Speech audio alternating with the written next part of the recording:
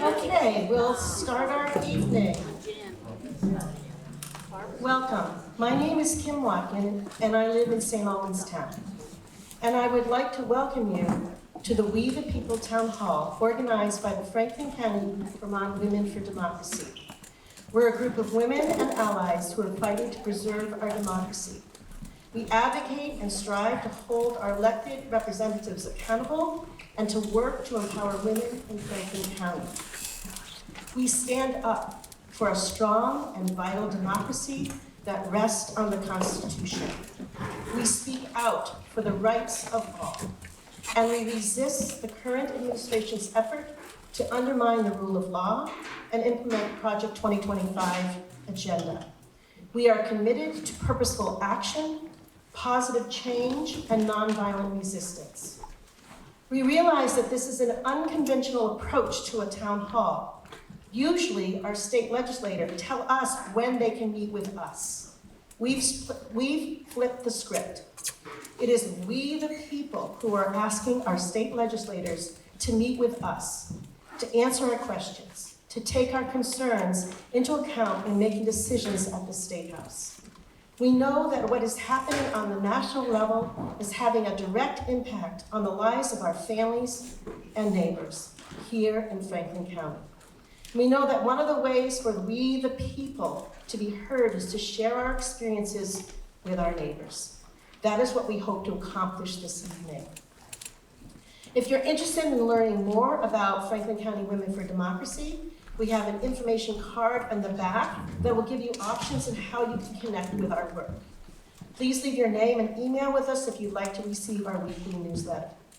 We also have a list of contact information for our St. Albans representatives and Franklin County senators. We'll let you know about their attendance in just a few minutes. At this time, I would like to introduce our moderator for this evening, the Reverend Caroline Bright.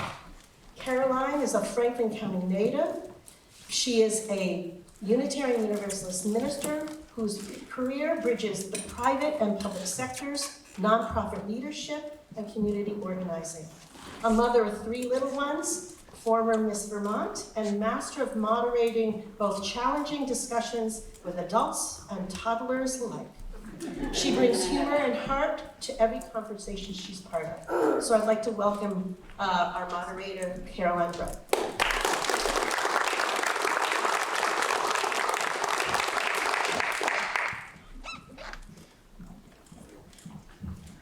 Like I'm such a millennial, I'm reading off of my phone.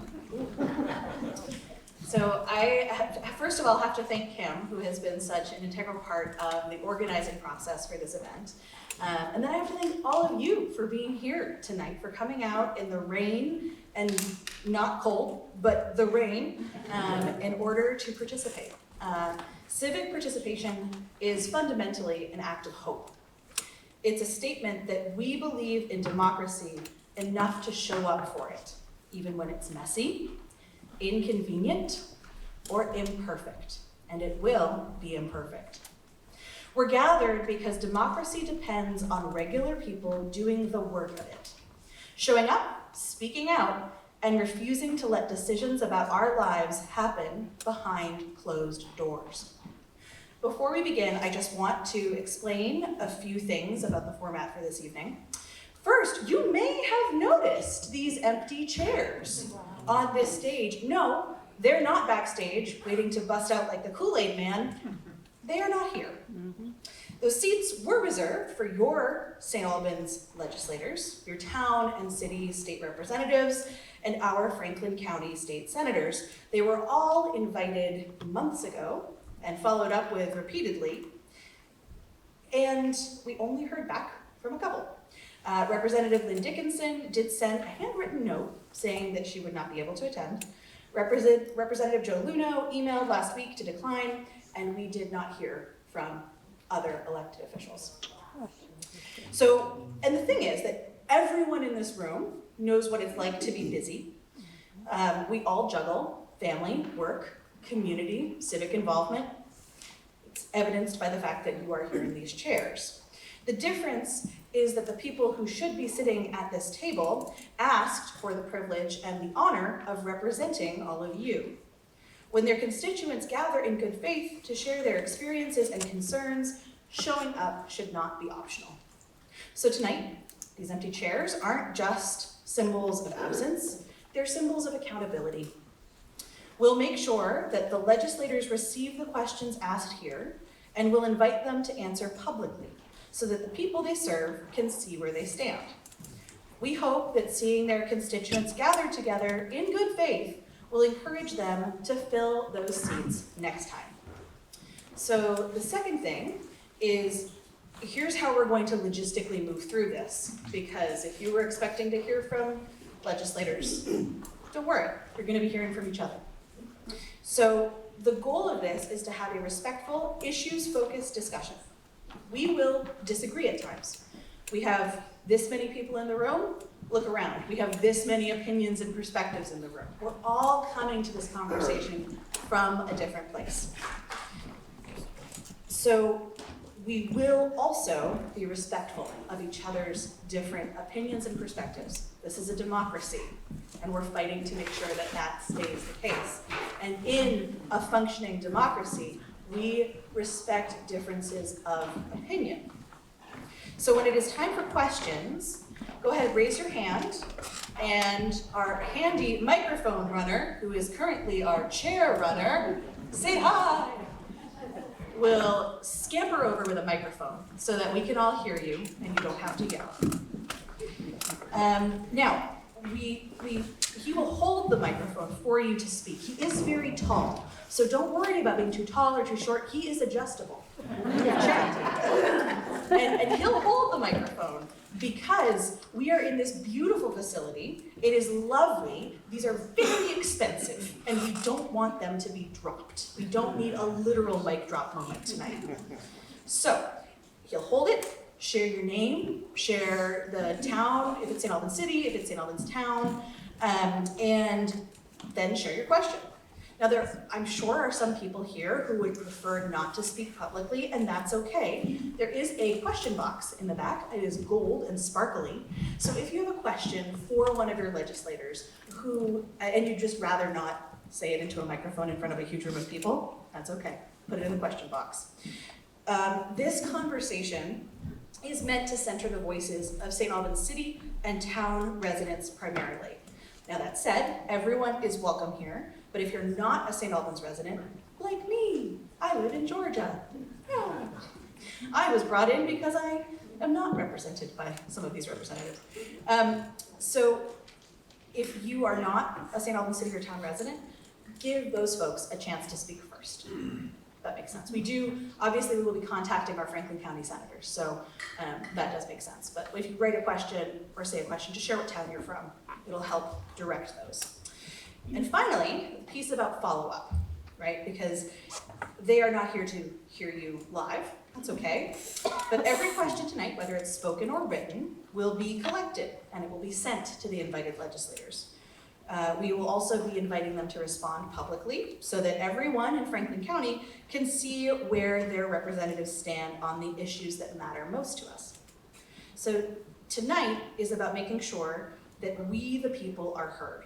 Because democracy only works when we all show up and we all raise our voices. So, on that note, let us begin. Who will it be who asks the awkward first question? We've got what I was afraid I'd be like, Bueller. But no. Oh, thank you for ripping the Band-Aid off. 10 points. Yes. I would like to ask my elected officials what the plan is to address the cuts in the federal government for SNAP benefits and Medicaid. That's a great question. That's a great question. That's a really good question. And I also know that there are a lot of people in the audience who have experience with these programs, either from a personal perspective, from an administrative perspective. And if there are questions that come up and you have an experience that's tied to that, please raise your hand and share your experience, your perspective, because that's critical. It's a great example of a federal issue, SNAP, food assistance, that affects us here. And I actually just saw a post today that our local food shelves are looking for additional and increased donations because as of November 1st. So have a happy Halloween, and then the next day your food assistance vanishes. So, all right, that is a great question. So what's happening with SNAP and other issues like that? And also, this is being recorded, just FYI. So we're not relying on me taking notes. No one wants that. So did you want name and town? Yes, name and town. If you could share your name and town. Thank you. Ann Parker, St. Albans Town. Awesome. Thank you. I was just gonna add on to that, because that's exactly what I was gonna. We skipped over. That's what I was gonna add on to, and apparently it sounds like, I'm just gonna add on that apparently. Okay, I just wanted to add on that this program will actually impact 80,000 Vermonters. The reduction of SNAP, and that's about 10% of Vermonters. 1 out of 7 children will be affected by this, so I just wanted to add that. Wow. And for perspective, Franklin County's population is what, around 53,000 right now, give or take? So that's considerably more than the population of our entire county. It's heartbreaking. All right, who has, excellent, we've got a question right here. I'm Stan Burdine. I'm from St. Albans City, and I have not so much a question. I can frame it as a question, but as an expectation.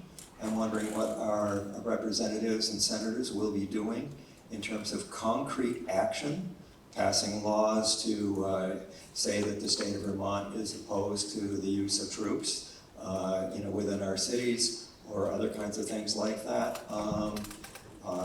Motions to censure President Trump, etc. Because Vermont is not a stranger to these kinds of actions. Don't worry, we've got to back up. Hold on.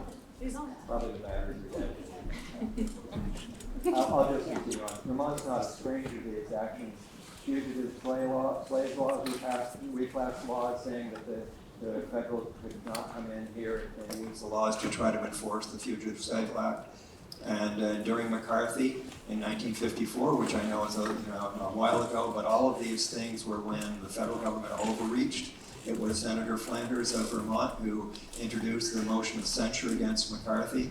So I expect our senators and representatives here locally to either be calling upon Washington to do something, or at the very least be saying that these certain actions should be taken, and that our governor and will support if our Secretary of State has to go to court against the feds for these kinds of things. So I want to know what they're actually going to do. I don't want to have just, mouth words and nicey is passed. Awesome. Just talk from politicians? No way. No, that's such a great point. Drawing the connection between what's happening now and what was happening in the 1950s, what was happening during the Civil War. That is excellent. And Vermont has been a leader. Vermont has been a leader in these movements. It's been a leader in freedom. This is the brave little state of Vermont, right? That's phenomenal. Thank you so much for that. All right, who's next? Okay, we've got to run like the wind, bullseye. Hi, my name is Melissa Bailey. I'm a 65-year-old resident of St. Albans City, so I'm old enough to remember the 60s and 70s.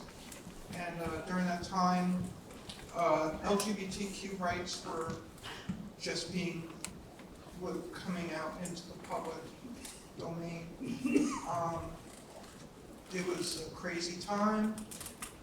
My own personal experience was that my father yelled and screamed epithets at me, and so I stayed hidden for 50 years. And then at the age of 60, I decided, because I live in Vermont, I felt safe enough that I could actually come out and do this. But on his first day in office, President Trump signed Executive Order 14168, which basically says that transgender people do not exist and that the gender binary is male, female, cannot be changed.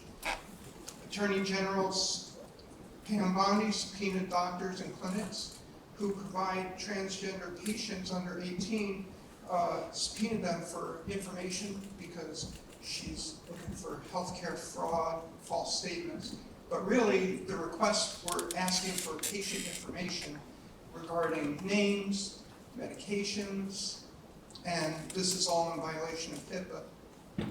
So now the Trump administration is talking about declaring trans people mentally ill, rounding people up and putting them in institutions. The Supreme Court is taking up the matter of same-sex marriage, which was, our state was the first state to do that legislatively, I believe, is the deal. And so I'm scared, and I'm thinking I might have to sell my house and go to Canada or Europe, as there are a couple people that in my Pride Center support group that have already done that. One person moved to Holland and the other moved to Iceland. So my question is, when they say round up the trannies, or when they say, you know, LGBTQ people are sick and we're gonna scoop you up and put you in an institution, we're gonna detransition you, what's your position, and what can you do to protect people? There you go.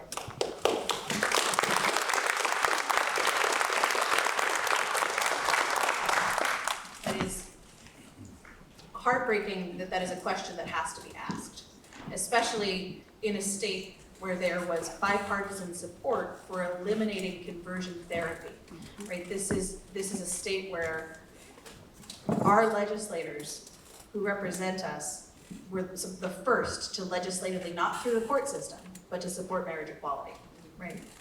And civil unions. And I always tell people that in Vermont, it's not that everybody's aggressively liberal. It's that a lot of us are just libertarians who like people. We just want to be able to live. We just want to be able to live the way we want to. Whether or not we understand how our neighbor's living, whether or not we understand what's going on with them, we're still going to help them plow their driveway if they can. We're still going to pull them out of the ditch. We're still going to be there for our neighbors, because this is a cold place, literally. We have to have each other and support each other to survive, no matter if we understand completely someone else's lived experience. And I think that that is an incredibly important question to ask our legislators, and maybe for all of us to think about as well. I'd like to also add, there is quite the trans community in this city. Oh yeah. I don't know if you know it, but there's got to be, my personal knowledge is there's got to be 20 to 30 trans people in the city of St. Albans. So, you know, this isn't just I'm not an isolated individual. This affects people who live right, your neighbors. Absolutely. And I've heard a statistic that being folks who are intersex, and this is something that I didn't know a lot about and had to learn about as well, which is kind of adjacent to this issue. It's as common as being redheaded, and most people don't know that they are. So there are all of these issues that are being affected by the way that these communities are being persecuted. There is it's incredibly dangerous in obvious ways and then in subtle ways as well. So that is an excellent question. Thank you so much.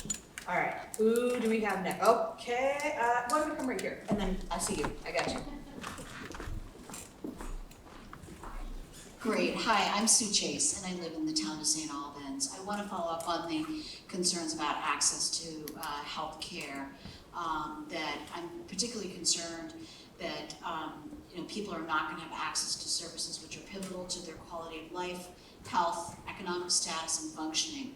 The World Health Organization states that health is a fundamental right for which all people should have access, regardless of their race, religion, political belief, economic, or social condition. With the passage of Trump's big, beautiful bill, it is estimated that approximately 45,000 Vermonters will lose their health insurance benefits, and that would equate to about 1,000 people in the city and the town. Some will no longer be eligible for Medicaid expansion benefits, while others will face huge increases in health insurance premiums due to the elimination of the ACA subsidies. It is estimated that a family of 4 would face a 400% increase in premiums, which represents approximately an additional $3,000 a month. How many people do we know that can afford to take on that additional expense? These sweeping cuts to healthcare funding will impact many of our neighbors' basic right to health care. Some of the big beautiful bill cuts are already taking effect, while others are going to be rolled out over the next few years. The BBB will reduce what the federal government expects to spend on Medicaid by more than $900 billion over a decade. Vermont currently receives annually $1.3 billion in federal funds, and in Vermont, 26% of Vermonters are covered by Medicaid, while 3% of Vermonters are uninsured. The Vermont Department of Health Access estimates that 31% of Vermonters under the age of 65 are underinsured. They already face high deductibles and out-of-pocket expenses, which may influence their healthcare decisions. 75% of covered adults are working either full-time or part-time.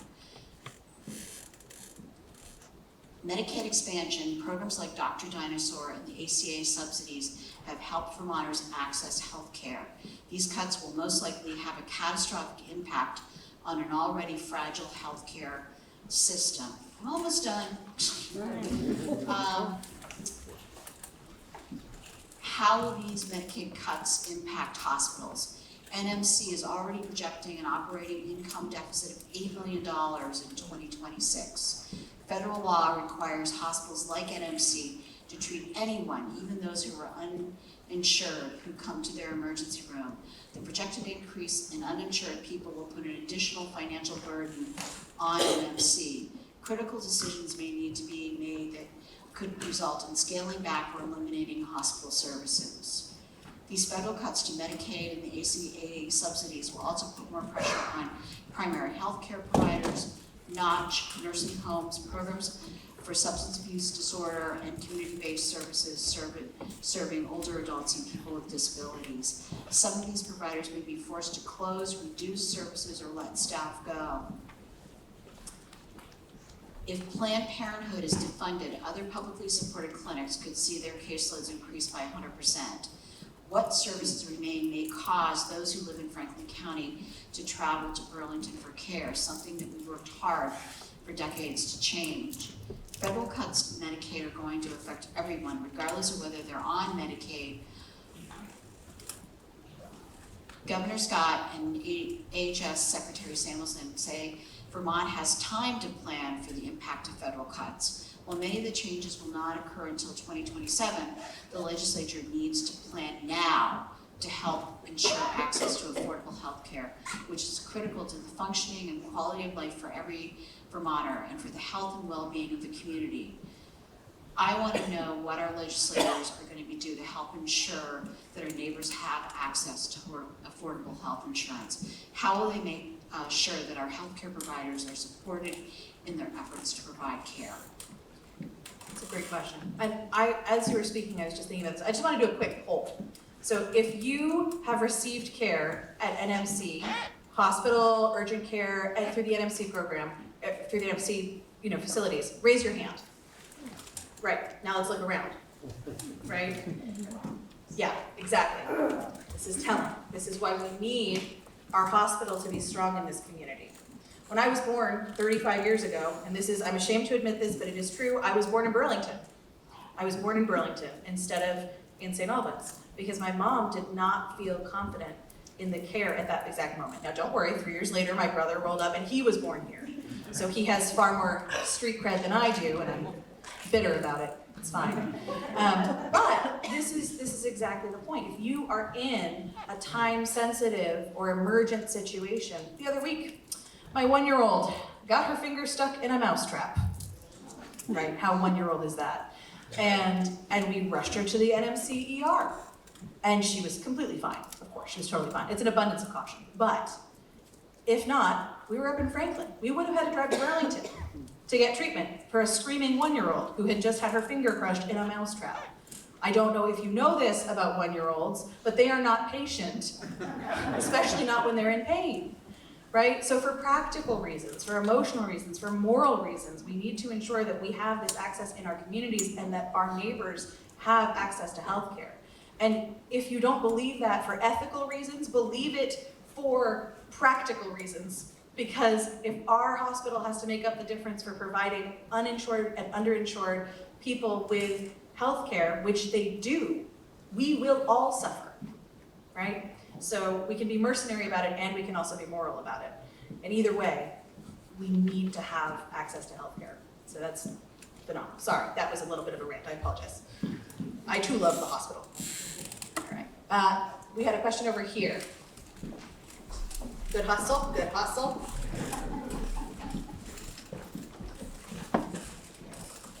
Hi, I'm Chris Lukens, and I live in the town, in Albans town, and I have a question about housing. The Trump administration's FY 2026 budget proposes deep cuts to the Department of Housing and Urban Development, including a 40% reduction in federal assistance programs and the elimination of initiatives that help families with children, seniors, and disabled adults move into permanent housing. These cuts would force state and local housing authorities to serve fewer families, close waiting lists, and rescind vouchers, outcomes already affecting Vermonters. Vermont's homelessness crisis stems from a severe shortage of affordable housing, worsened by the pandemic, rising construction costs, and the conversion of homes into short-term rentals. The end of pandemic area motel programs displaced vulnerable populations, while stagnant wages and high rents deepen the gap between income and housing costs. A safe, affordable home is essential for physical and mental health, family stability, and economic opportunity. It allows people to focus on work and education and helps break cycles of poverty and homelessness that strain entire communities. I work at Voices Against Violence, and I work with domestic and sexual violence survivors every day in their search for safe housing. We serve survivors of domestic and sexual violence, and through a collaboration with the city and Champlain Housing Trust, we were able to open a second shelter for families. Both of our shelters are full, and last year we received 103 requests for shelter that we were not able to fulfill due to full capacity. Nonprofits are stretched to the limit, and we can't take on much more. During the last legislative session, Democrats proposed an emergency plan to address homelessness here in Vermont. The Franklin County delegation, however, voted against it and sided with the governor's veto, prioritizing deregulation and long-term development instead of addressing immediate needs. But what happens this winter to families already living in tents, storage units, and hotels? Governor Scott's proposal mirrors the federal plan, giving local communities block grants to manage homelessness. Yet cities like St. Albans already struggle to meet growing needs without compensation or adequate resources. Past experience shows that block grants lead to fewer funds and fewer people served as demand increases.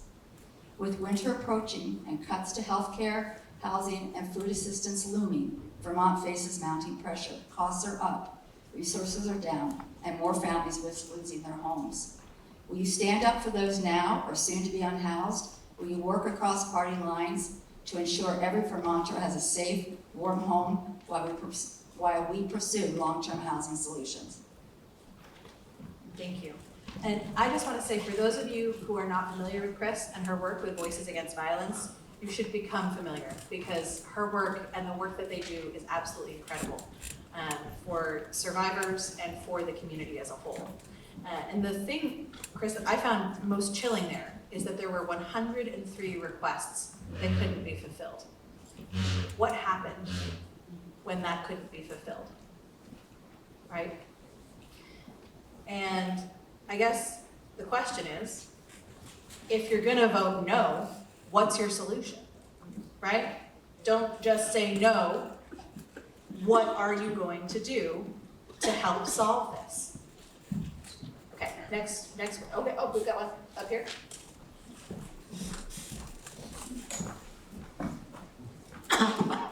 My name is Fred LaValle.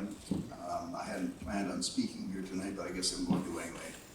I'm I was a resident of St. Albans up until I graduated from high school. I grew up here, and as part of that, actually part of the DFA graduating class in 1965. I'm one of the people who volunteered doing food distribution to migrant farm worker families. We go around every couple of weeks and distribute what there is available for donated food. And we meet a lot of the people, the farm worker families, those who are at least at home when we do the food deliveries. A lot of them aren't because they're at work. Most of them have very little English. I expect that some probably are citizens or on the path to citizenship. Some are probably undocumented. We don't ask. What I do know is that a lot of these folks, they have difficulty having access to some of the things that we take for granted, like transportation to the grocery store, to the doctors, basically just getting around. That's not an obstacle for most of us anyway, but for them, it's a big one. And to top it all off, the recent activities, I think anyone who has seen the news or seen a newspaper have seen what sort of activities that ICE has been imposing upon these folks. There have been a lot of arrests or at least detentions without probable cause, or done on some sort of a pretense of possible lawlessness or violations in the past, but without any real evidence of that. A number of these folks have been taken to right up here to the correctional facility. The men, at least, some of the women, they were brought down to South Burlington, there have been rallies, I guess, for a lot of these folks, because I've attended a couple of them myself, when they've had to report in to ICE because of some of the court-imposed requirements. But overall, a lot of these folks are really, when we come to the door just to deliver food, some of them know us because they've seen us a lot of times before. Some of them are scared shitless because they really don't know who we are, and they don't know whether we are somebody there on the pretense of taking them away. I'd have a hell of a time having to live like that. And I guess to pose it kind of in a question, I guess I'd like to know what active measures this legislature could be taking to bring a halt, or at least to bring some sort of sense, some sort of justice to the process that these folks are have to live with. Because I really don't like the looks of it right now. And if that sort of thing was done to me, I certainly wouldn't be taking it kindly. I guess I'd like to know what these folks who are absent here tonight, how they're going to contribute to an effort within the legislature to put the brakes on some of the stuff that's going down here. That's kind of long-winded, but that's it.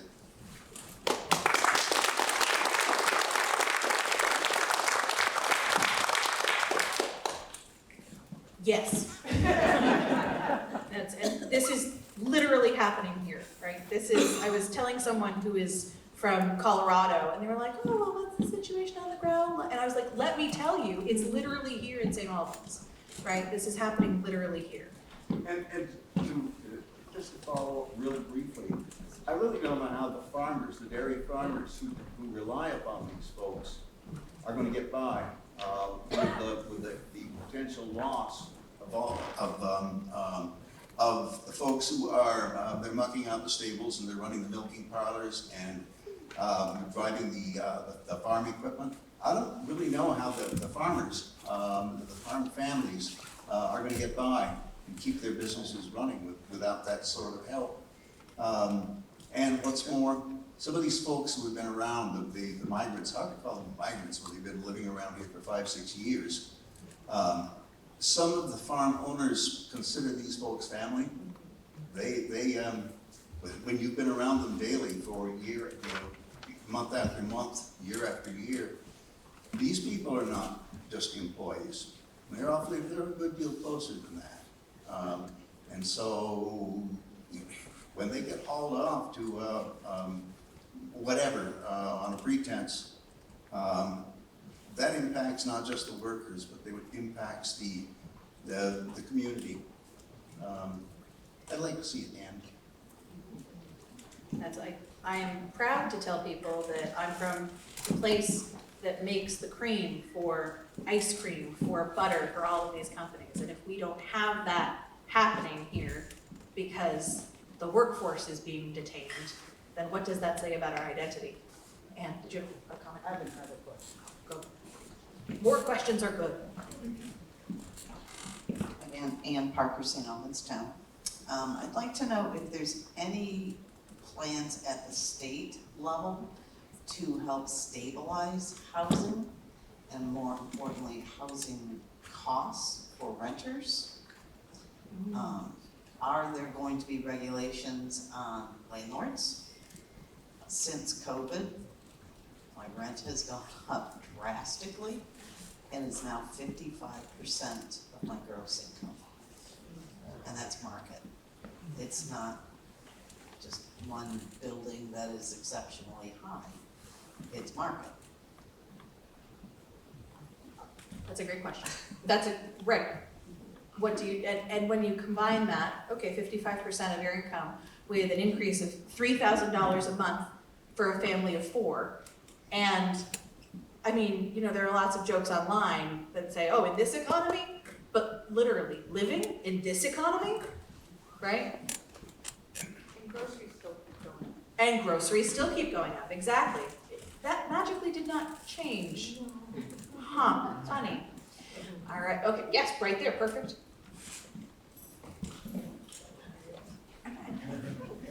I'm Tammy Hetrick, I live in St. Albans Town, and my question has to do with the Trump tariffs. I've been doing tariff work for nearly 40 years, I believe. I worked for U.S. Customs right down the street here. I started there, and then I worked for over 20 years for Vermont companies, helping them manage their customs compliance, and the last 8 years as a international trade consultant, working with companies of all shapes and sizes, trying to manage their international trade compliance. So I've seen a lot. I've seen the first NAFTA be implemented. I've seen trade disruption following 9/11 and the implementation of the Department of Homeland Security. The shift of customs from trade facilitation to trade enforcement and security, which is important. I also was around for Trump 1.0 and the tariff war on China, and what a mess that made for importers. And none of that compares to Trump 2.0. And 2025 has become the single most challenging year of my 40-year career. And the reason for that is that the impact, the sheer magnitude of these tariffs has a massive impact on these companies. And the velocity at which the changes are coming at us is unprecedented and it's unsustainable. And so these companies that I'm dealing with, they can't manage, no one can manage a 150% tariff on your goods, or 100%, or 50%, or even 25%. And we have a 10% across the board increase in tariffs, no matter what you're importing and where you're importing it from. And heaven forbid you should be importing from Brazil or India, because it's an automatic 50%. Even Canada, our neighbors, our closest, former closest allies, it used to be free trade among our countries, right? And it is, it's still in some cases, I will say, but you know, much to Trump's chagrin. But he's trying to eliminate that as well. So what happens is these companies who have very tiny margins, some margins less than 10%, the across the board tariff, right? Even if you have a 100% tariff, if you're bringing it in at 100% or 100% margin, if you're paying 100% tariff, right, you're coming in breaking even, not to mention what you've already paid for the goods, right? So you're paying twice as much for your goods. So basically, everything that you import, if you're losing your margin, you're losing money with every item that you're bringing in here. And then if we as consumers say, we can't pay the increased cost as you're trying to recover your costs, then they can't recover that cost at all. So my question for our absent legislators here, and some of them I know own these businesses, right? This impacts not just Walmart, right? Barry Callebaut down this way, our new Beta Technologies, who's just come into the Eveready building, our grocery stores, our dollar stores, every storefront on Main Street, everybody's dealing with this. And it's coming our way. We are just starting to feel the increase in prices. But Merry Christmas, right? It's just going to get worse. So that is my question for our folks here. What are they doing with their own businesses is what I would like to know. And then what are they going to do to help other Franklin County businesses deal with these tariffs? Great question. So, yes.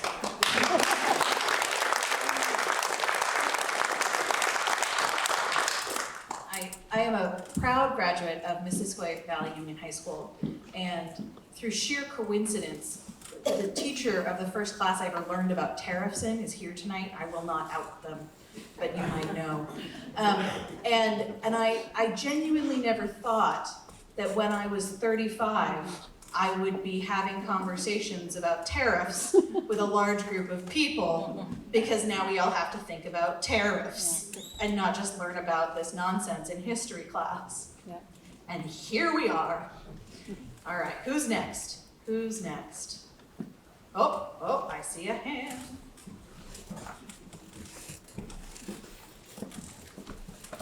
Hello, my name is Jillian Ireland. I live in the city here. And I'm asking a question for someone who's not here, Judy Wexler. I hope I said that correctly. Yes. And she's asking a question for Lynn Dickinson. So her name is Judy Wexler. I've been a staff member at Planned Parenthood Northern New England for over 25 years and a lifelong supporter of reproductive liberty here in Franklin County, nationally and internationally. It is my belief that people have accurate and trustworthy information if easy access to affordable health care is available and without government interference, then people make the best decisions about their health, their body, their family, and when and whether to have a child. In summer of 2022, the local Planned Parenthood office on Fairfield Street here in St. Albans, where Judy provided education, clinical and contraceptive care, and cancer screening for over 12 years, was forced to close. During this very same week, the U.S. Supreme Court overturned 50 years of a federally protected right to abortion services. But more importantly, access to important life-saving and affordable health care for women that created the opportunity for them to exercise their reproductive right ended at both the local and national level. But Vermonters rallied to do the right thing, and in November 2022 amended the state's constitution to include the Reproductive Liberty Amendment. I hope our legislators take note that every town in Franklin County voted to enact this amendment, which reads that an individual's right to personal reproductive autonomy is central to the liberty and dignity to determine one's own life course and shall not be denied or infringed unless justified by a compelling state interest achieved by the least restrictive means. But again, we are perilously close to losing access and the ability to exercise these rights now protected in our Vermont Constitution. In July, the Trump administration defunded the Planned Parenthood of Northern New England and the Republican Budget Reconciliation Bill, the Big Ugly Bill, will prevent PPNNE patients from using Medicaid to cover their routine health care services. Let us make no mistake about what is happening. Planned Parenthood of Northern New England is being targeted because they do provide abortion services, though federal money has never been used for abortion care they provide. This is a systematic attack on a specific organization. The 6 remaining healthcare centers and telehealth services in Vermont serve 16,000 people, half of whom are low income. They provide $1 million in free and discounted health services. 1 in 4 Planned Parenthood of Northern New England patients have Medicaid. No other organization exists that can offer what PPNNE does. Vermont legislators will be called upon to help prevent such a catastrophic loss. Keeping in mind that your Franklin County constituency voted to support the Reproductive Liberty Amendment, what will you do to fund and support Planned Parenthood of Northern New England's ability to provide the life-saving health services that only Planned Parenthood of Northern New England can offer, and that your constituents have the constitutional right to choose? Thank you.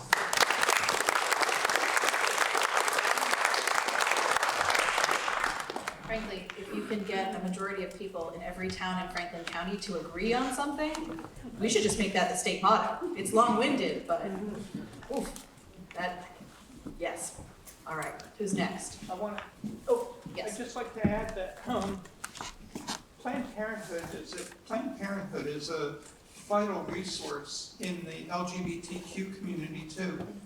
Many trans people rely on Planned Parenthood to get hormones, to get medical advice, for a number of things. So it's not just abortion and cis women.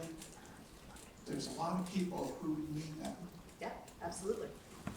Jillian. Oh, I just wanted to add, I'm a therapist in town, and Planned Parenthood is really close to BFA, maybe not MVU, but, you know, kids could walk over there and get services and pap smears and private information, and they didn't have to worry about trying to get to some other place, and now in another state or another country.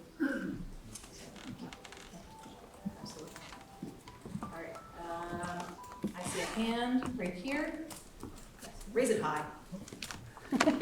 You ready to go to residents of other towns?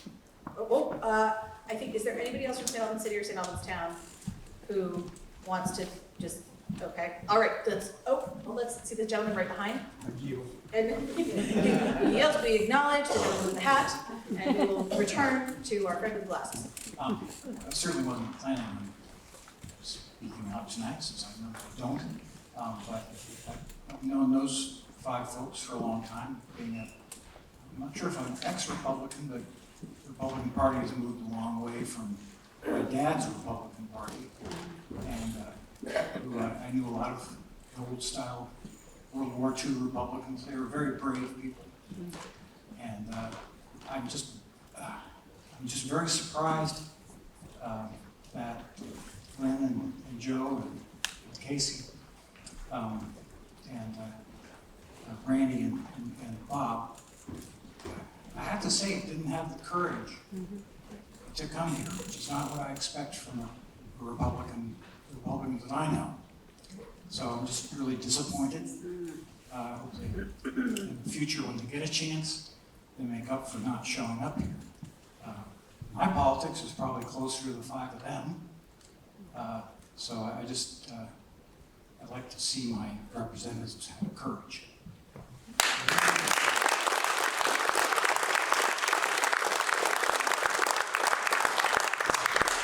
That's the nail on the head. That is the nail on the head. You've hit it. Because this is not about party affiliation. You should not show up only when you think there's going to be a room full of people who already support you. You should show up for your constituents regardless. And if we don't do that in our communities here, then what are we doing with democracy? I think that's 10 out of 10, no notes. Yes. All right. Democracy is not partisan. Democracy is nonpartisan. Amen. All right, we've got one right here. Come on. Sorry, not St. Albans person. Okay. So we're gonna do some non-St. Albans people. Let's hear from this gentleman first, and then we will come right to you. Oh, no, I am St. Albans. Oh, you are St. Albans. Yeah, I was apologizing Oh, you're to the apologizing to him. I apologize to you. Okay. My name is Connie Beal. I live in St. Albans City. And my day job is working with employees and helping employees who are living paycheck to paycheck. But personally, I'm concerned about Vermont's workforce shortage. And I do see some of the changes in these essential benefits as undermining our workforce. I know employees who live in their car who are trying to make ends meet, put food on their table and still can't make it, as we've seen some of our partners, in the business community raise wage floors generously, benefit their employees really well. We've got good jobs, and at the same time, the costs have just outpaced, and those safety nets aren't catching up. And so it's becoming a privilege for those to work. If you have childcare, transportation, housing, you can go to work. But when those things come apart, it gets so much harder to be part of our workforce. And we need essential workers. We need people to keep the lights on, keep the hospital clean, help our tourism industry. We need people in service to Vermont. So I guess the question is, what are our representatives, how are they addressing the workforce shortage, or what strategies do they have to help us have the caregivers that we need, the folks that are keeping the light on for Vermont? Yes. Yes, if we don't have housing, if we don't have healthcare, why are people going to choose to live and work in Vermont? Are they going to be able to? The answer is no.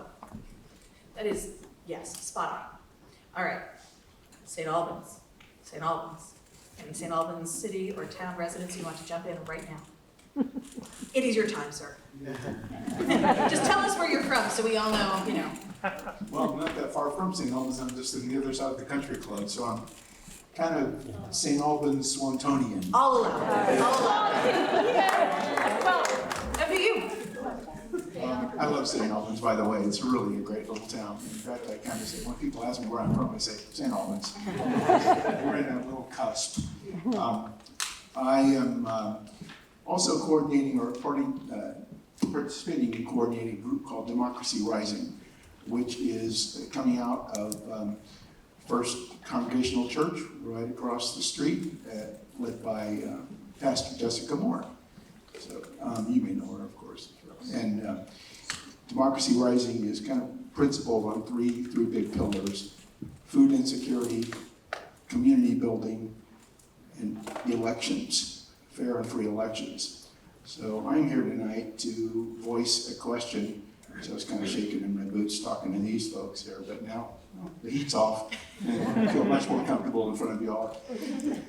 So my question was, it's an abridged version of a much longer one, and I'll put the longer one in the box. But since the Trump administration took office in January, it has continued its efforts to erode the constitutional foundations of our nation's democracy by undermining the constitutional authority of the states to regulate their elections. So just past this summer, Mr. Trump said he wanted to do away with electronic voting and mail-in ballots, and even ordered the Justice Department to request the state provide state voter information. But our Secretary of State, Secretary Hanses, refused to comply with this request, as you all know. So you also know that Vermont has a long history of free and fair elections. And election officials and audits consistently confirm that significant fraud is not existing in this state. It just doesn't happen. The state has security measures and auditing processes in place to ensure election integrity, and all three political parties in Vermont are supportive of these processes. It doesn't get any better than that. Given the Trump administration push to restrict voting to in-person only, despite Vermont's successful history with mail-in ballots, how will you take action to protect access for voters, especially those who rely on absentee ballots due to age, disability, military service, or rural location? And will you sponsor legislation to ensure that Vermont's election laws remain under state control, consistent with the Constitution, and reflect the needs of our local communities here? So the especially important part of that is that we're already doing it right. Leave us alone. We know what we're doing. So this is just keep your hands off of our election ballots, along with keep your hands off of a lot of other things as well. And thank you, Sir Orman. Okay.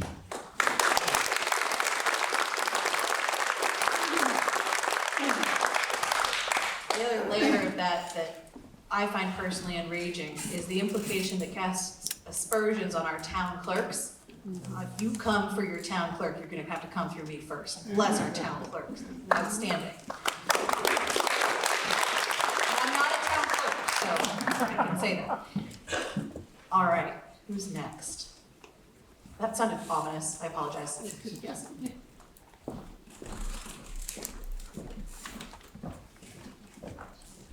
I also was curious what our folks thought about the Young Republicans, the text messages that were recently released, which were just horrendous. I don't think it matters which side of the aisle you're on. So I was just curious what their take was on that. I know that the governor has requested the resignation of the party that represents Vermont. And I believe he is, as of today, right? As of today, right? He resigned. And are they willing to be more public, I guess, with what their response is, and how to ensure that this isn't happening?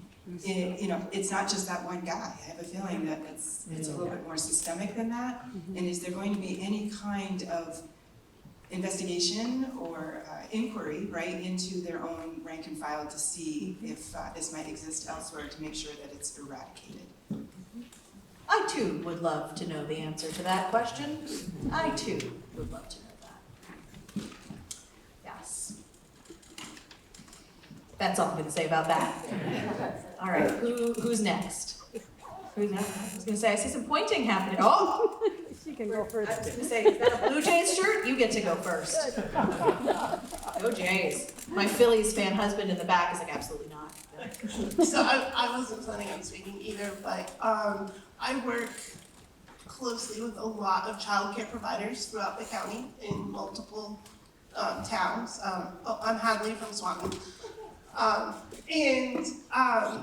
The recent changes to childcare law in the town, or in the state, is not necessarily having a positive outlook in the county by providers who are long-term. And I'm wondering if there's any discussion on making them better. Because I know if some of, as it goes into deeper into law, that some of them might not be able to continue and we'll have less childcare in the county. And as we all know, that's not a good thing. Especially when the goal of the law is to have more access to childcare, not less. That's an excellent, excellent question. Yes. All right. I saw a hand. I did. Ah! Don't be shy. Come on down. We're fighting over who's gonna go first on Rock, paper, scissors. It's okay, I'll take it. Thanks. Yeah, my name is Pat. I'm from Fairfax, and you started by mentioning that we're talking about state and national issues. I would like to add international issues, and I guess you can all guess what that's going to be.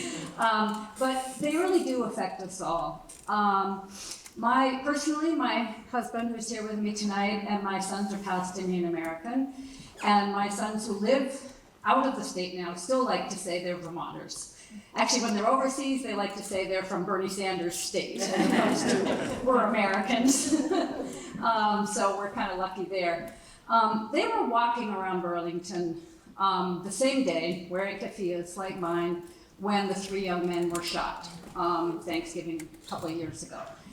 So this is something that is very, matter of fact, we got calls from friends saying, were those your sons? Because nobody knew who they were.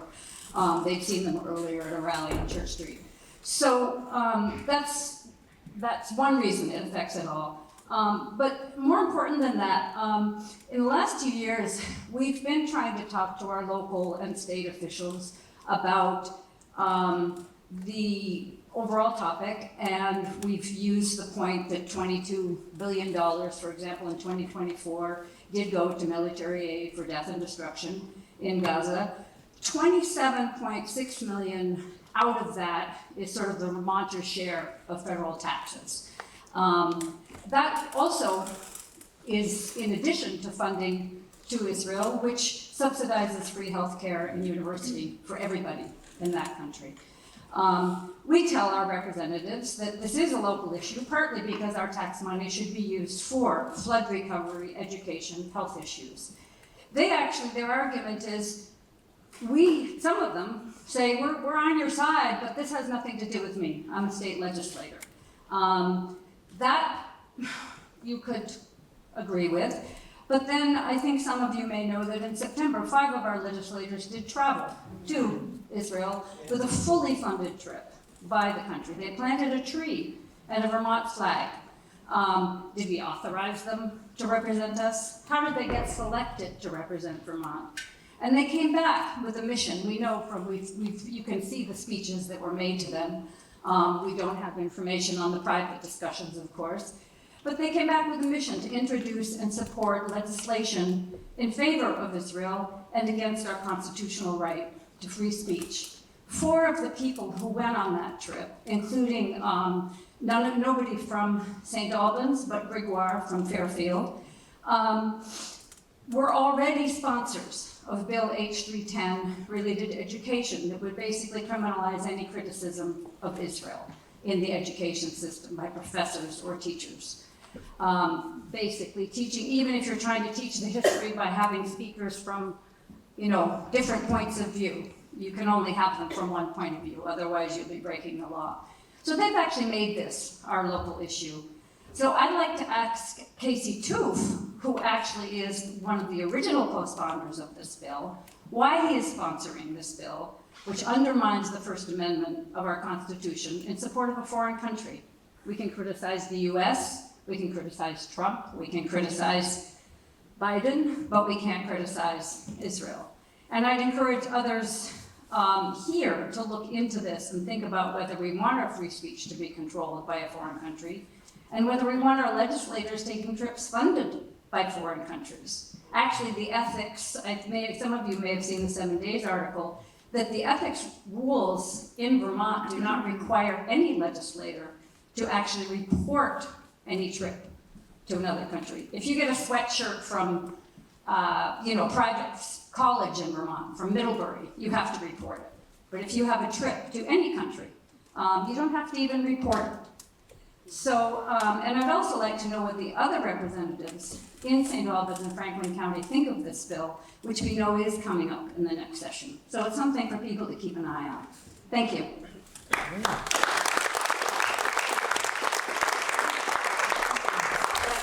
That's a great example of how such a complex and multifaceted issue can affect us right here, right? This is about basic democratic principles of freedom of speech. And, fun fact, our legislators are required to report stuff like that, but you know what's interesting? There's no enforcement mechanism for legislators and candidates who don't submit financial disclosures and who don't submit ethics disclosures. There is no accountability, there is no enforcement mechanism. Just fun point of fact there. All right. That, I just want to say, that article in 7 Days, everybody should read that because that is a great article. Local media matters. Yeah. Did I see a hand over here? Yes.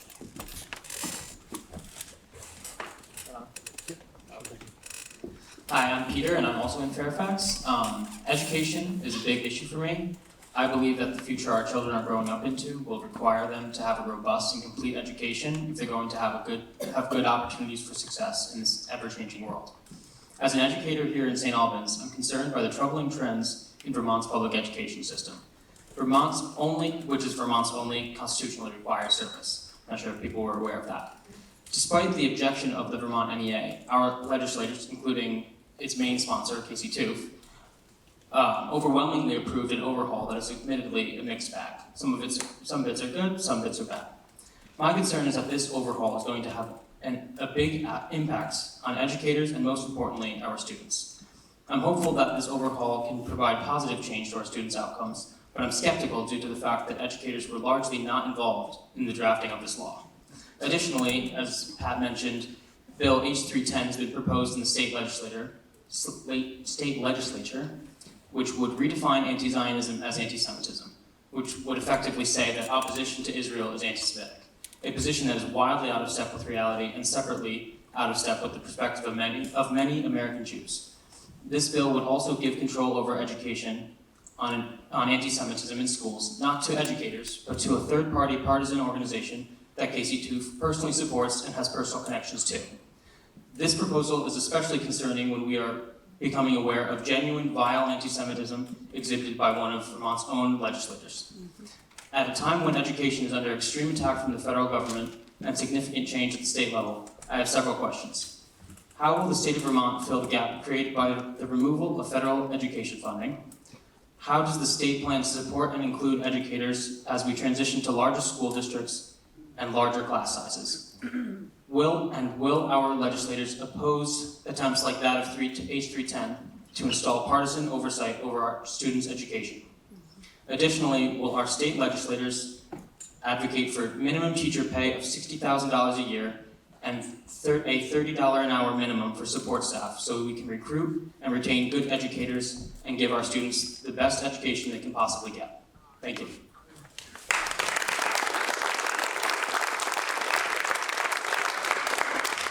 Again, if you thought I was passionate about town clerks, don't get me started on teachers. Okay. Yeah, thank you for that. That's fantastic. All right. Who's next?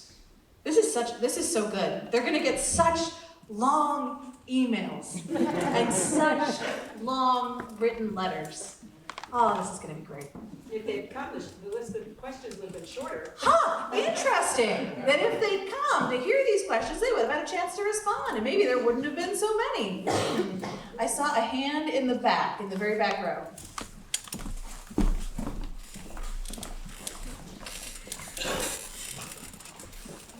Hi, this is Margot Shelley from Berkshire. My parents, my mom and dad, were great World War II soldiers who fought Nazis. And why do we have Republican chairman in Berkshire who's a neo-Nazi? Wow. Can you repeat that for the crowd? We have a neo-Nazi chairman in Berkshire, Vermont, who is well documented as a neo-Nazi running the Republican Party in Berkshire.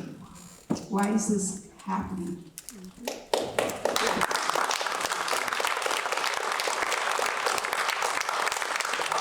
A very valid question for this legislative delegation. I have thoughts, I won't say anything. I'm not being asked the questions, luckily. All right, who's next? I'm like scanning for movement, okay. I will say, one thing that I will say is, so my great-grandfather was the county agricultural agent here for a long time. And I vote the way I vote for the exact same reasons that he voted the way he voted then. And we voted generally for different parties. But things have gotten so confused and so scrambled, and things have changed so much between 50 years ago and now. We're voting different parties for the same reasons and same values. And what does that say about where we are? Oh, is this a hand? Yeah. All right. I wasn't planning on speaking, but I just want to make a statement, and that is, I'm sure many of you here have written to one of our representatives, asked for a response, and let me guess, you didn't get one, as I have, and I haven't gotten any. They didn't show here tonight, not surprising. A group of us that hold a regular potluck in Enosburg, we got Penny DeMar, their representative, to come to our table. And we sat there and tried to get answers to questions, and we couldn't. And finally, out of desperation, we asked Penny if he would take some questions and submit them to the entire delegation. We wrote a letter, a very well thought out, documented letter called Issues of Concern. There are people here who signed it. And that was about a month ago. And it went to all the representatives. One of them was healthcare and one is food security. And I just want to say, nobody has heard anything. I want to know who they respond to. We are all their constituents, and we are not being represented, and I am really angry about it. Thank you.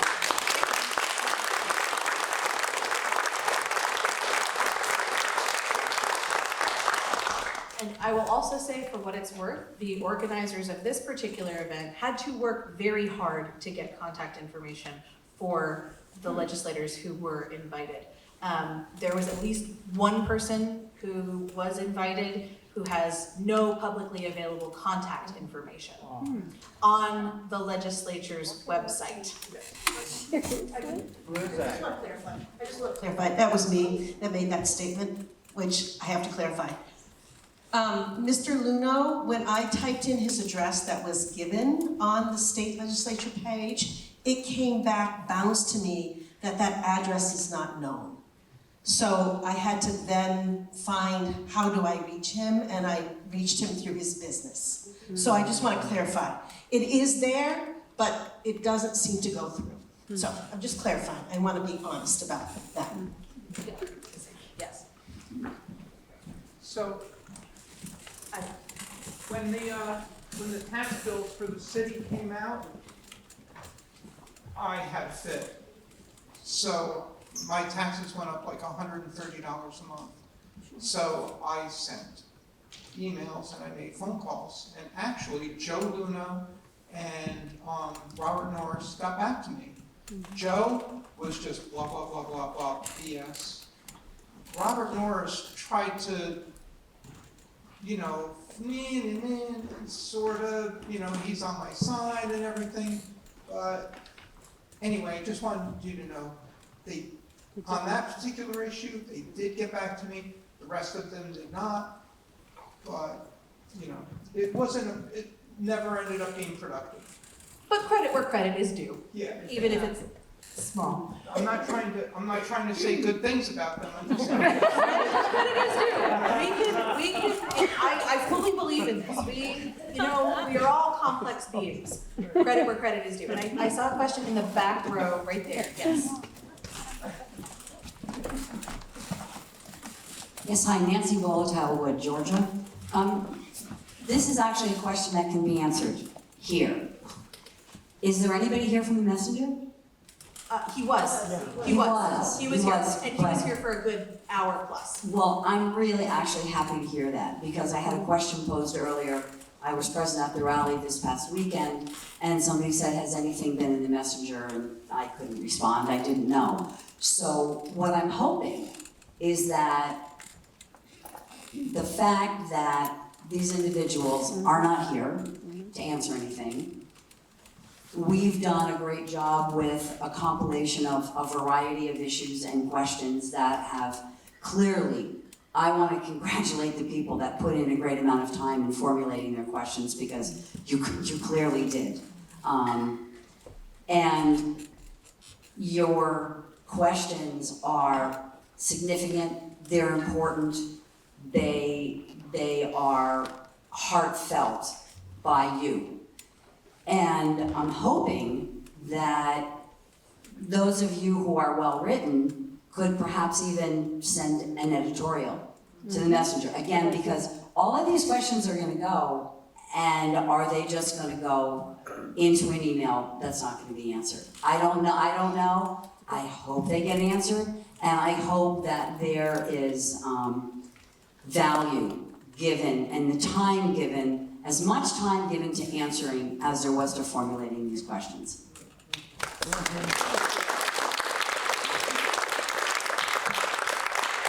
I will say thanks to Northwest Access for being here and recording the meeting. Amazing local resource. We've got a hand. Come on. I just wanted to give a shout out to the Messenger. They did cover the rally. I saw an article on it today. So. No, my Local media matters. It does. Yeah. Yes, it does. All right. Anybody else? There are cookies in the back. and pretty sweet swag if you want to support the work that Franklin County Women for Democracy. Oh, wait, no, wait. Yes, come on down. Well, I meant that I mean, come on down. Meet in the middle. Hi, excuse me, I'm Shauna from Fairfield. And I think what I wanted to ask these folks has to do with where they get their ideas for how Vermont might solve its problems, the very real problems we face. Because we're at a moment in history where there's really no going back. We're going to have to go forward. We're going to have to go forward together with courage into some kind of a brave new world that we don't know the boundaries of yet, or the outlines of yet. And that's going to take some real creativity, and some sacrifice, and some leadership. Oh my God. And we have a citizen legislature, which fundamentally means that most of the people who serve us have really limited resources in terms of how they find out about what's going on, and what solutions, potential solutions, might look like. The question I was going to ask them is, when's the last time you came up with an innovative idea to solve any one of the problems that's been mentioned here tonight? What was that idea and where did you get it? And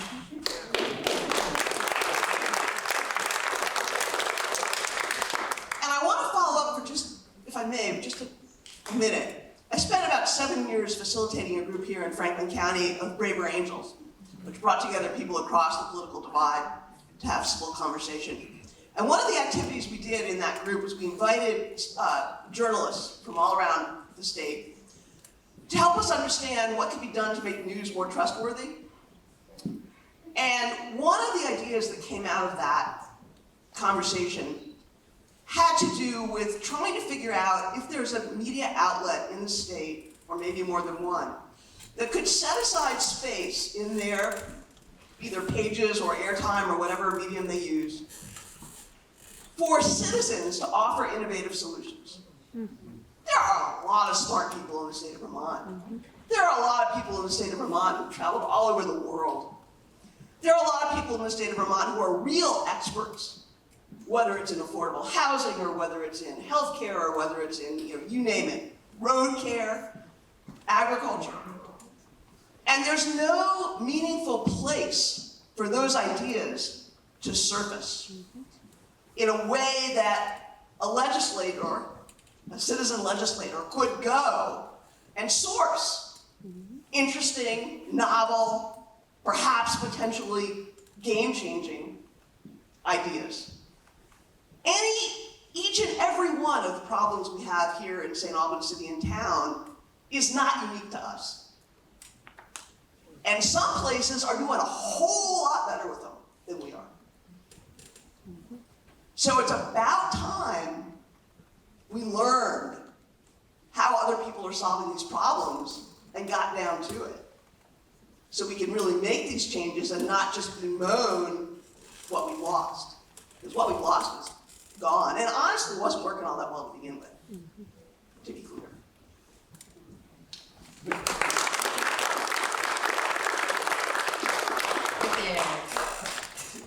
These problems, which I'm totally into, I hate the phrase out of the box, but that's what we need to do. But these problems that we talked about tonight, basic Maslow insecurity kind of problems, food, housing, healthcare, existence with LGBTQ, this was pre any administration. These have been ongoing for a long time. So it's the old rule in science. If you always do what you always did, you always get what you always got. We need to throw that out. And I couldn't, big hug to you now, because that's where we need to go, is not the same brains that we hear term after term after term. When are we really gonna, brush away all the stuff and get into the real bone of the problem? So it's not administration, it's not public official, it's us. We're the ones living the problem. We need to come up with the solutions.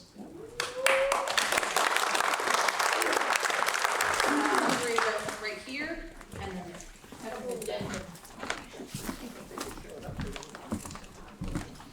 following up on Rich, one of the things that we can do, and I've been doing it with some folks from Third Act, is going down to the legislature. It is the people's house, it's open, you can go any day, and it means a lot for people to be there. If you want to make change, if you want to learn how change is made, go. And that's one way you can get get with your legislator. You can stop them in the hall and really force them to answer questions. I encourage everybody to go down. It's a really great experience. Do Jillian and then Craig. Oh, sorry. Right here. Yes, I apologize. Yes, and then Jillian and then Craig. I'm Lori from Highgate. This is mostly for the Franklin County representatives. Project 2025 strategy to dismantle the administrative state and centralize executive power poses a threat to democratic norms. As a concerned Vermonter, my question is regarding the protection of our state's values and legal autonomy when federal executive orders or actions taken by the administration conflict with our Vermont Constitution and what we as Vermonters stand for. Proposed federal cuts to Medicaid, SNAP, and housing now jeopardize the lives of low-income families directly and the well-being of our communities. Federal environmental mandates may undermine our state's efforts to regulate agricultural runoff and protect our waterways. Reproductive health care for women in Vermont is possibly threatened by the actions of other states who follow the administration's lead. Funds for climate change are being threatened because we are a blue state. Immigrants who keep our Franklin County dairy farms going have been scooped up and held far from families without their rights being to due process observed. Vermonters, citizens who exercise their First Amendment right of free speech and to protect and stand up proudly for democracy on the corner of Taylor Park are now fearful that they may be detained or even killed, as the president has labeled them as violent terrorists. As a member of the president's party, a senator in a county where many supported the election of our current president, you are also a senator of a county where the Democratic candidate, Kamala Harris, carried the county. The vast majority of the county supported the abortion legislation in 2019, and now the number of residents who believe the actions of the president are un-American and unconstitutional continues to grow. The governor and members of the Franklin County delegation have quietly indicated that they did not vote for the president.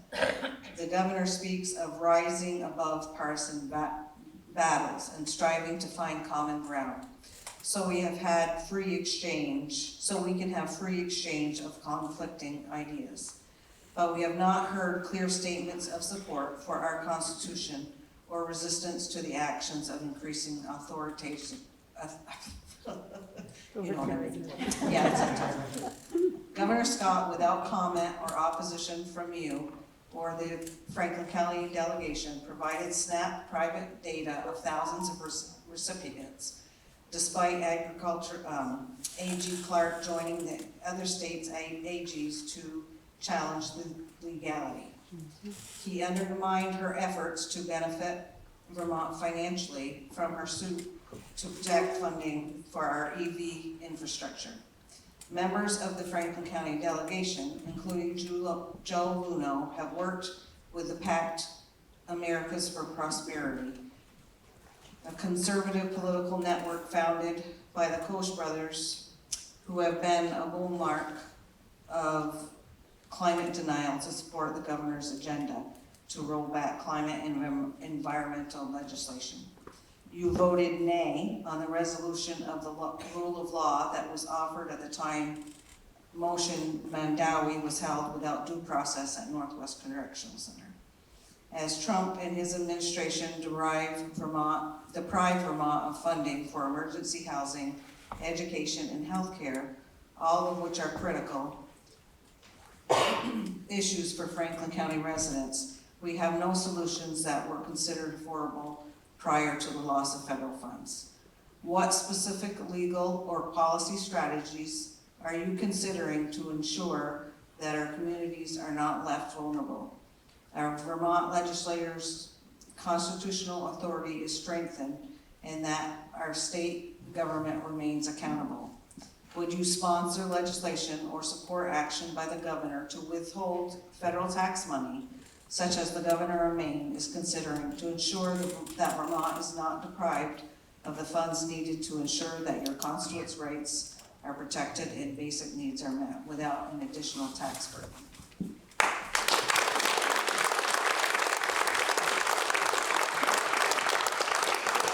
feel like all the dots just got connected. Yes. Jillian and then Craig.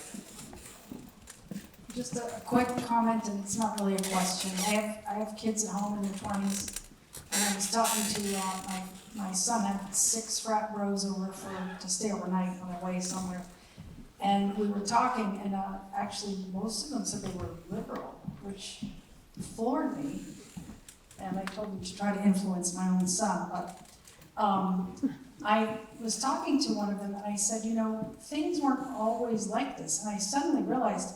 I said, half of your life, this is all you've known, that whether you're left, right, up, down, this fighting and infighting, I said it wasn't always like this, so we're all over, most of us are getting up there, and we have children and grandchildren, and I think it's really important to have those conversations and just let them know what it was like in the before times, because there were before times.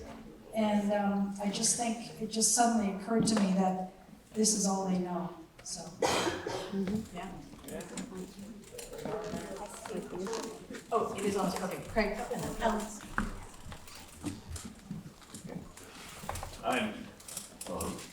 I'm Craig from Georgia. Just a point of clarity, someone earlier mentioned about the comments from the young Republicans saying they got a state senator to resign. It actually wasn't the comment by him, but his wife that was anti-Semitic about Jews. But that makes it no less repugnant, his comments. And I want to give credit where credit is due. I don't want to demonize, I'm a very proud liberal, but our governor came out strongly in favor of that senator resigning. What I'd like to put to our representatives here is, where do they stand? This calls for a strong statement of support for a lack of this kind of disgusting dialogue amongst young politicians. I haven't heard anything, I may not be aware of it, but I haven't heard any comments from our representatives opposing such dialogue. Our governor did.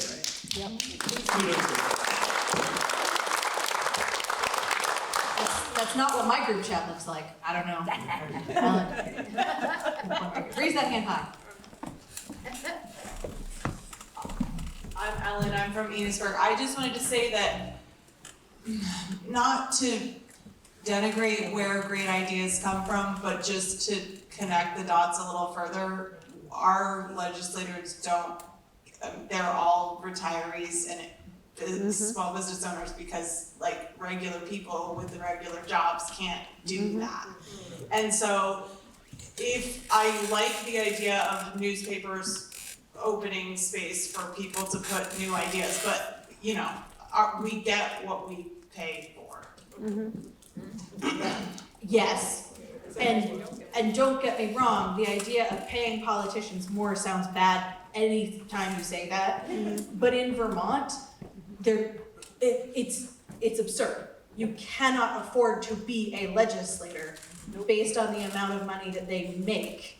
It barely makes. Or they can't afford to do a regular job. Exactly. You cannot have people who work real regular jobs also serving in the legislature because of how it's structured. And on that fiery note, we do have to wrap things up. We only have the hall for so long, and Kim is approaching.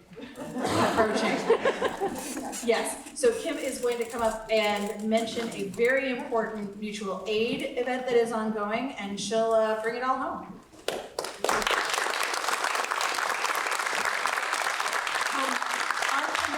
Was to pass along your questions, and so if some of you have written them out, if you don't mind leaving them with us, that would be helpful, because it'll be easier for us to pass on that information.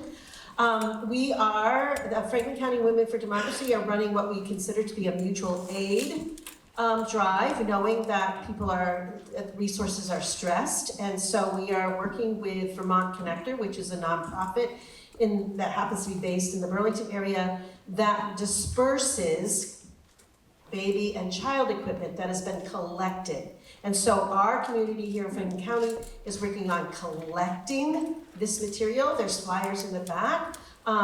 baby and child equipment so that we can post it with Vermont Connector, and then folks that would need those items would be able to sort of shop for free and be able to get those items. So please pick up our brochure. Again, in the back table, you'll see there's information if you want to be connected to how to be connected to us. If you want to receive our newsletter, please stop at the back table. Thank you very much for this evening.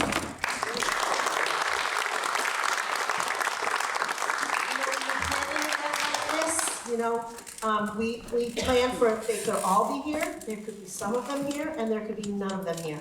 But the one thing we knew is that the community would be here, and that the community had concerns about what is happening in our nation right now, and it was important for us to document that, to be able to say, these are the people, we the people have these concerns. So I know we might feel a little dissatisfaction that we didn't get direct answers tonight, but know that it's important that we are recognizing this moment, that we are together in asking for accountability. So thank you very much for coming.